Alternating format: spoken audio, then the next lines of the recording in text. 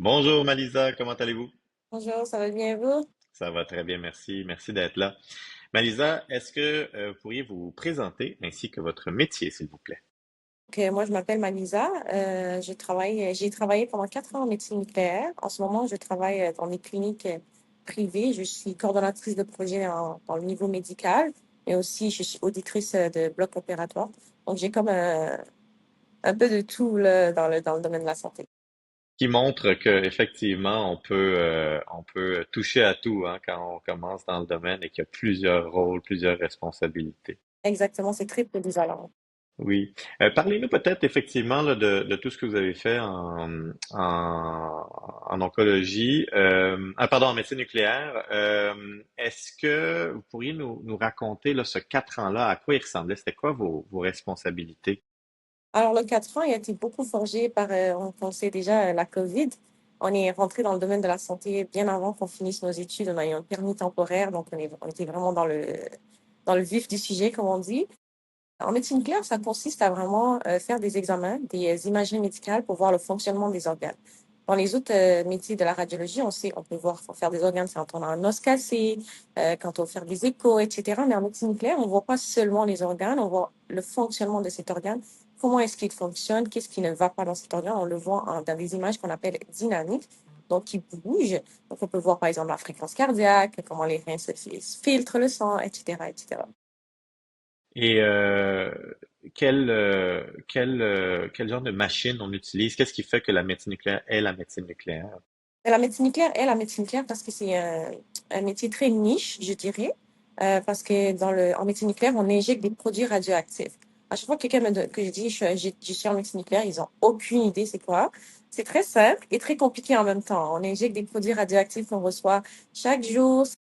Si j'explique ça à des personnes qui ne s'y connaissent pas, je dirais que c'est de l'énergie. Ensuite de ça, il y a des temps d'attente, dépendamment de quel examen. On fait des imageries médicales avec des caméras gamma qu'on appelle. Donc, cette caméra, elle va détecter ce produit radioactif-là, il est allé où. Donc, chaque organe, disons, ou chaque catégorie d'organes a des produits radioactifs précis. Il y en a qu'on injecte pour le cœur, pour faire des examens, par exemple, pour voir la fréquence cardiaque chez les patients qui suivent de la chimiothérapie. Ça fait en sorte que la fréquence cardiaque elle diminue avec les traitements. Et nous, on suit cela. Est-ce que ça diminue, ça reste le même, ça augmente, etc., etc. C'est vraiment juste ça. Euh, Quel est le plus grand défi de travailler de votre métier? Le plus grand défi, je dirais, c'est pas au niveau technique, c'est au niveau de l'exposition, je dirais. On est une population dans le monde qui travaille avec la radioactivité. C'est un produit très peu connu, mais qui peut être très nocif, comme il peut être très aidant aussi pour les patients, et très nocif pour les travailleurs. On s'expose à des substances radioactives très élevées. Par exemple, tu sais, au quotidien, quand on fait un examen osseux, oui, c'est des petites quantités, mais on en fait à tous les jours pendant 8 à 9 heures de temps dans le jour. Des fois aussi, on fait des traitements radioactifs pour les cancers endocriniens, pour des traitements d'iode 131 pour la thyroïde. C'est des doses qu'un patient va recevoir qui va être peut-être 10 fois plus élevée qu'une dose qu'on va donner à un seul patient pour un examen osseux dans le fond. Et on va être avec ce patient-là toute la journée. Des fois, il revient le lendemain, 2 jours plus tard. C'est des doses très élevées, mais il n'y a pas beaucoup de recherche par rapport à ça. Qu'est-ce que ça fait aux travailleurs dans le long terme? Est-ce que c'est mauvais, pas mauvais, c'est quoi les effets stochastiques, etc. C'est très flou, je dirais, de ce côté-là. C'est le défi, un grand défi. Très intéressant. Et qu'est-ce qui vous rend particulièrement fier d'avoir exercé dans ce domaine? Ce qui me rend fière, c'est que oui, en médecine claire, on est très, je disais encore une fois, niche. On est très irremplaçable, je dirais, pour certains examens. Il n'y a aucun autre métier où, comme je vous dirais, qu'on injecte des produits radioactifs pour faire un diagnostic. On peut détecter plein de trucs. On peut détecter l'Alzheimer avec la TEP scan. C'est un autre côté de la médecine nucléaire. On peut détecter des tumeurs endocriniennes, on peut faire la fréquence des reins, du cardiaque, on peut vous faire manger un sandwich radioactif pour venir voir le sandwich qui traverse de votre bouche jusqu'à l'estomac. Est-ce qu'il est éliminé après un certain nombre de temps? Est-ce que ça prend du temps avant qu'il s'élimine? Est-ce que ce sandwich-là, il y a des bouts qui remontent et qui sont collés à l'œsophage? C'est très, je dirais, intéressant, puis aussi très à nous, seulement à nous, et on ne peut pas vraiment être remplacé. Je trouve ça vraiment fascinant. Mais c'est quand même un domaine moins connu. Alors ramenez-nous, pardon, à vos débuts. Qu'est-ce qui a fait que vous avez choisi ce métier? Moi, j'ai toujours été intéressée par la radiologie, les imageries médicales, la biotechnologie, etc. Mais en médecine nucléaire, encore une fois, ce qui est différent dans le domaine de la radiologie, c'est le fonctionnement. On peut voir le fonctionnement de l'organe. Dans les autres, un rayon X et autres, on peut voir l'organe en tant que tel, on peut voir un os cassé, etc. Mais on ne peut pas voir, par exemple, dans une métastase osseuse, même si on voit l'os, on ne peut pas voir la métastase osseuse. En médecine nucléaire, on la voit, cette métastase osseuse. Comment elle détruit l'os, on la voit, elle est où, elle se déplace, etc. C'est vraiment très intéressant, c'est très, je dirais, dynamique. C'est ça, nos images sont très dynamiques. On peut voir, euh, comment dire, les cellules cancéreuses, par exemple, au PET scan, on peut voir vraiment l'évolution de cette cellule cancéreuse. C'est quel genre de cellule cancéreuse? C'est vraiment très, je dirais, le fait que c'est très différent et que le fait que c'est le fonctionnement, c'est vraiment ça le mot. Le fonctionnement de l'organe, on est capable de le déterminer et de voir pourquoi cet organe fonctionne de cette façon, à quelle fréquence il fonctionne, est-ce que c'est une bonne ou une mauvaise fréquence et qu'est-ce qu'on peut faire pour arriver à soigner ce patient-là, qu'on va pouvoir le dire au médecin traitant pour qu'il puisse faire son travail. Donc, c'est vraiment intéressant. Est-ce qu'il y a un patient qui vous a marqué ou un cas qui vous a marqué? Un cas qui m'a marqué, il y en a beaucoup, mais je dirais, si je dois dire une anecdote, par exemple, comme on traite monsieur et madame tout le monde, j'ai déjà donné une substance radioactive à un patient, et là, je fais son examen, il est parti. Par la suite, moi, j'ai fini mon travail, je suis partie, on s'est rencontrés dans le bus. Et comme vous voyez, on est avec la radioactivité tous les jours, et quand on injecte un patient, oui, on va le traiter, mais on va faire aussi attention de ne pas trop nous exposer à ce patient, de ne pas trop rester à côté. Et là, j'ai rencontré ce patient qui est très content de voir la personne qui a fait son examen. Donc là, il est là, il parle, il parle. Et là, l'instinct, c'est de pouvoir m'éloigner, pouvoir ne pas être exposé plus que ce que j'ai été dans la journée, mais j'ai pas eu le cœur de le faire. Alors, je suis restée parler avec lui.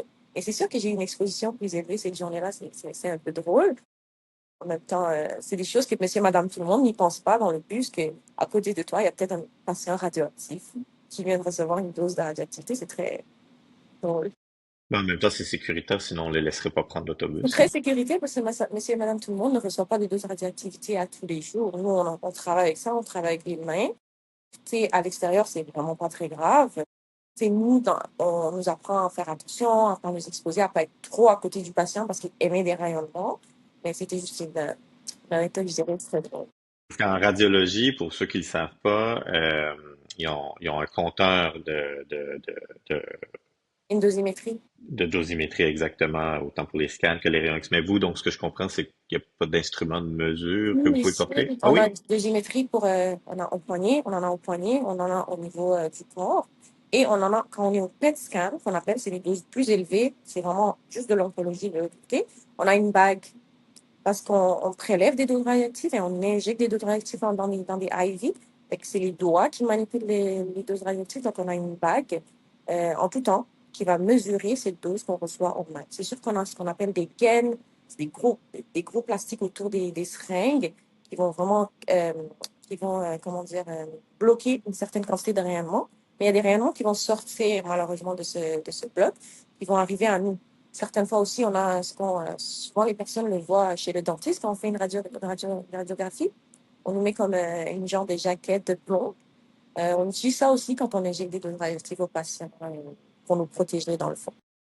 Super intéressant, je savais même pas ça. Euh, Si vous aviez une baguette magique, qu'est-ce que vous changeriez à votre métier? Qu'est-ce que je changerais? Il y a beaucoup de choses à changer, mais premièrement, comme je le dis souvent, je veux vraiment mettre la main sur l'exposition. C'est des choses, c'est vraiment intéressant. La médecine nucléaire, c'est vraiment essentiel à la santé. Mais encore une fois, on ne sait pas c'est quoi les effets à long terme chez les travailleurs. Et j'aimerais beaucoup qu'il y ait comme plus de recherche sur ça. C'est des inquiétudes que les travailleurs émettent beaucoup. Ils en parlent beaucoup, parce qu'il n'y a pas beaucoup de recherche sur ça. On ne sait pas trop. Il y a des collègues qui travaillent en médecine nucléaire pendant 30 ans. Est-ce qu'après 30 ans, il y a quelque chose qui change pour ce patient? Si jamais un travailleur après 30 ans, il développe un cancer, est-ce que c'est juste un cancer qu'il a développé comme tout le monde peut développer ou c'est dû à son métier? C'est des choses qui sont un peu incertaines, qui relèvent des inquiétudes des fois. Euh, ben, Malissa, pardon, je vais vous laisser le mot de la fin. Est-ce que quelque chose qu'on n'a pas discuté que vous voudriez communiquer à ceux qui nous écoutent? Ben, quelque chose qu'on n'a pas discuté, c'est le fait que c'est très peu connu, par exemple, les élèves qui finissent le secondaire, qui veulent aller dans le domaine de la santé. La médecine nucléaire se donne au cégep. C'est une technique de 3 ans, super intéressante, super intéressante. C'est sûr que malheureusement, il n'y a pas de débouché à l'université. Et après le cégep, il n'y a pas vraiment plus qu'on peut faire à l'université, mais on peut faire beaucoup de choses en ligne. On peut faire de la recherche, puis venir faire de la recherche en médecine nucléaire. Euh, Puis c'est vraiment, tu sais, si les gens se demandent comment on fait ça, c'est où qu'on fait ça, mais dans les cégeps, ça se donne, c'est une technique. Euh, Comment ça s'appelle? C'est quoi le titre de la technique? Technique de la médecine nucléaire. Ah, Ça se wow, donne bon. en collège en physique, puis je pense que s'il y a un nouveau cégep à Québec, je ne suis pas trop sûre qui le donne ou qui va le donner prochainement. Puis aussi, je voulais aussi mettre le point sur, par exemple, la question de la baguette magique. Je changerais beaucoup aussi la rémunération des technologues dans le domaine de la santé, dans le domaine de la médecine nucléaire. Et c'est beaucoup de sacrifices de pouvoir de pouvoir jouer avec autant de produits dangereux. Puis je pense que ça devrait être beaucoup plus reconnu, puis que beaucoup mieux payé aussi pour ces gens-là qui font des sacrifices énormes pour le bien-être de leurs patients. C'est un message très, très lucide, très important.